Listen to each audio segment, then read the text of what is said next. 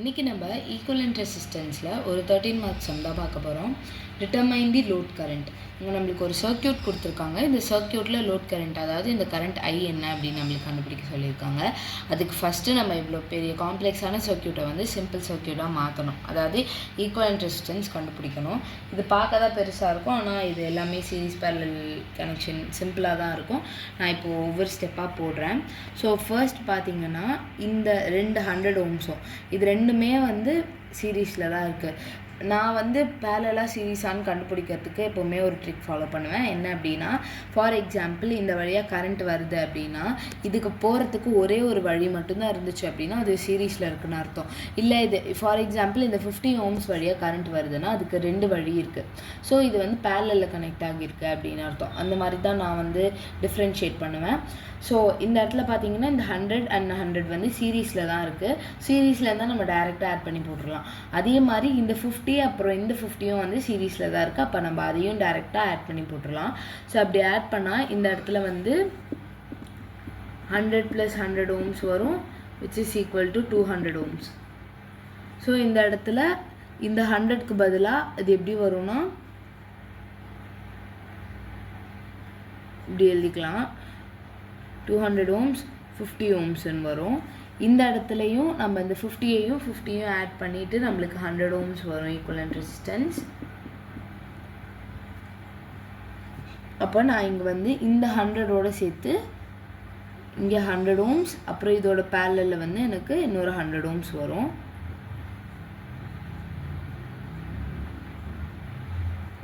இப்போது இந்த இடத்துல 90 ஓம்ஸ் இருக்குது. நான் கொஞ்சம் கொஞ்சமாக சால்வ் பண்ணிவிட்டு கடைசியில் டயக்ராம் போடுறேன். ஸோ இந்த இடத்துல இந்த 200ம் 50யும் பேரலில் இருக்குது. பேரலில் இருந்துச்சு அப்படின்னா நம்மளுக்கு என்ன ஃபார்முலா அப்படின்னா R1 × R2 / R1 + R2. So இந்த இடத்துல 200ம் 50யும் வந்து பேரலில் இருக்குது. ஸோ 200 × 50 / 200 + 15 வரும். அதே மாதிரி இந்த இடத்துல 100ம் வந்து பேரலில் இருக்குது. இந்த மாதிரி பேரலில் சேம் ரெசிஸ்டன்ஸ் இருந்துச்சுன்னா அதுக்கும் நம்மளுக்கு ஒரு ஷார்ட்கட் ஃபார்முலா இருக்குது, which is nothing but R/N. அதாவது நம்மளுக்கு ஒரே வேல்யூ இருந்துச்சுன்னா அது எத்தனை இருக்கோ அது டிவைடட் பை எத்தனை ரெசிஸ்டன்ஸ். ஃபார் எக்ஸாம்பிள் இந்த இடத்துல 100 தான் வந்து ஆரோட வேல்யூ. 2 ரெசிஸ்டன்ஸ் ஒரே இதில் இருக்கிறனால N is equal to 2ன்னு வரும். ஸோ இப்போ வந்து 100 / 2ன்னா நம்மளுக்கு 50 கிடைக்கும். இதுதான் இதோட ஈக்குவலண்ட் ரெசிஸ்டன்ஸ். இதே வந்து நீங்கள் எந்த ஃபார்முலாவில் போட்டிங்கனாலும் உங்களுக்கு ஒரே ஆன்சர் தான் வரும். பட் இது வந்து ஒரு ஷார்ட்கட் மாதிரி நீங்கள் யூஸ் பண்ணிக்கலாம். ஸோ இந்த இடத்துல வந்து 50 ஓம்ஸ் வரும். அப்புறம் இந்த இடத்துல வந்து இது சால்வ் பண்ணால் நம்மளுக்கு ஒரு ஆன்சர் கிடைக்கும். இப்போ இது சால்வ் பண்ணால் எனக்கு 40 ஓம்ஸ்ன்னு கிடைக்குது. இந்த இடத்துல 50 ஓம்ஸ்ன்னு கிடைக்குது. இப்போ அந்த சர்க்யூட் எப்படி ஆகும்னா இங்கே 90 ஓம்ஸ் இருக்கும், அப்புறம் இங்கே ஒரு 40 ஓம்ஸ், அப்புறம் இங்கே ஒரு 50 ஓம்ஸ் இருக்கும். இப்போ பார்த்தீங்கன்னா இதுவும் சீரீஸில் தான் இருக்குது. ஸோ நம்ம டைரெக்டாக ஆட் பண்ணி போட்டுடலாம். அப்படி ஆட் பண்ணால் நம்மளுக்கு என்ன வரும்னா இங்கே 90 ஓம்ஸ் இருக்கும், இங்கேயுமே 90 ஓம்ஸ் பேரலில் இருக்கும். ஏன் இந்த இடத்துல பேரலல்னு நான் சொல்கிறேன்னா இந்த பாயிண்ட்லேருந்து, அதாவது நம்ம இந்த போர்ஷனை தான் நான் இப்போ சிம்பிளிஃபை பண்ணியிருக்கேன். ஸோ இதுக்கு வந்து இது பேரலாக தான் இருக்குது. ஸோ இதை சிம்பிளிஃபை பண்ணிவிட்டு நம்ம ஃபைனல் ரெசிஸ்டன்ஸை இப்படி பேரலில் போடுறோம். நான் இப்போ தான் சொன்னேன் R/N போட்டால் நம்மளுக்கு சேம் வேல்யூவில் இருந்துச்சுன்னா ஆன்சர் கிடச்சிடணும். ஸோ இங்கே 2 ரெசிஸ்டன்ஸ் இருக்கிறனால 90 / 2 which is 45 அப்படின்னு நான் போட்டுக்கிறேன். இப்போது நான் வந்து இந்த சர்க்கியூட்டை வந்து ரீட்ரா பண்ணுறேன். இங்கே வந்து 100 ஓம்ஸ், இங்கே 55, இந்த இடத்துல 45 இருக்கும். நீங்கள் இப்படி தனியாக வரைஞ்சிங்கன்னா இது வந்து சீரீஸில் இருக்க மாதிரி இருக்கும். ஆனால் நீங்கள் வந்து இந்த பேட்ரி கனெக்ஷனோடு தான் வரையணும், இல்லைனா தப்பாகிடும் ஆன்சர். ஸோ இங்கே 100 வோல்ட்ஸ். இப்போது 55 and 45 வந்து நம்மளுக்கு சீரீஸில் தான் இருக்குது.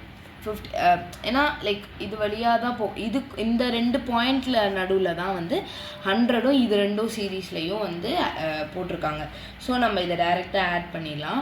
45 + 55 வந்து 100.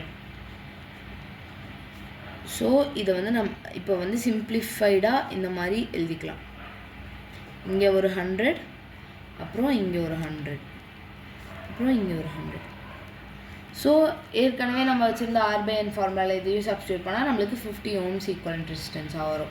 ஸோ இப்போ நான் வந்து பேட்டரி சோர்ஸோட ஒரே ஒரு இவ்வளோ பெரிய காம்ப்ளெக்ஸான சர்க்யூட் சிம்பிளிஃபை பண்ணி ஒரே ஒரு ரெசிஸ்டன்ஸ்க்கு கொண்டு வந்துட்டேன், விச் இஸ் ஈக்குவல் டு 50.